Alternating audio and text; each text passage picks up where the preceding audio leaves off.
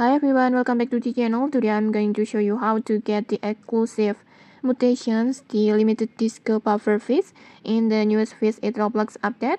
So let's get started.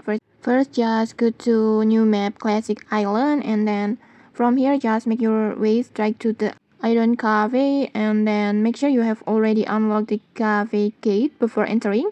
If you haven't unlocked it yet, don't worry, you can check the tutorial link that in the descriptions below. Once your gate is open, just go inside. Just go inside the cafe and then walk toward the disco event area like this. This is where the exclusive mutations fields will be appeared.